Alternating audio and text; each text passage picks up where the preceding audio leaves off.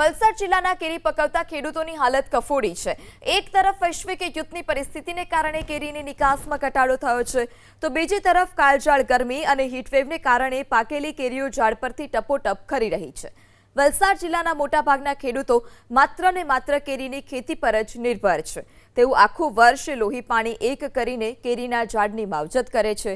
વર્ષના અંતે જ્યારે સિઝન આવે ત્યારે ખેડૂતોને આશા હોય છે કે પાકના સારા ભાવ મળશે, જેથી તેઓ આખા વર્ષનો ઘર ખર્ચ નીકાળી શકે અને થોડો નફો તેઓના હાથમાં આવશે।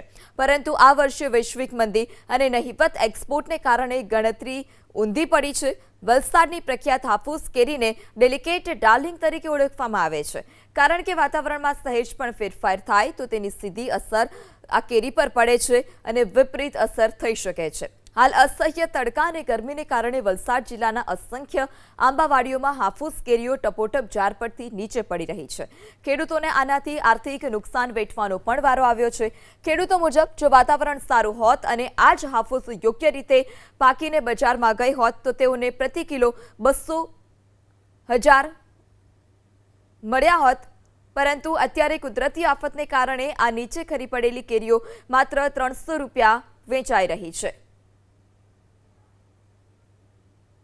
પ્રમાણે ગરમી જે વધતી છે એ પ્રમાણે તમે જોઈ શકો છો કેરી લગભગ 30 થી 40% કેરી ઝાડ પર નીચે આપોઆપ પડી રહી છે, જેનાથી બહુ મોટું નુકસાન થઈ રહ્યું છે। રોજથી 50 થી 100 કેરેટ કેરીઓ નીચે પડે છે।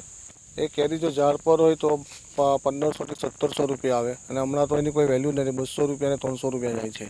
અને એની પાછળ પાછો એની પાછળ વણાવવાની મહેનત લાગે છે, એ ખર્ચો પણ અમને ડબલ લાગે છે। બંનેનું કારણ તમે મિલાવો તો હમણાં ખેડૂતની એટલી કપરી પરિસ્થિતિ છે કે ન પૂછો વાત।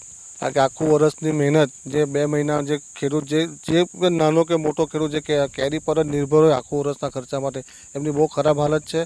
અને જોવા જઈએ તો આ તાપ હજુ વધશે તો હજુ લોકોની કેરી પાડવાની બાકી જ છે, તો હજુ નુકસાની વધારે આવશે।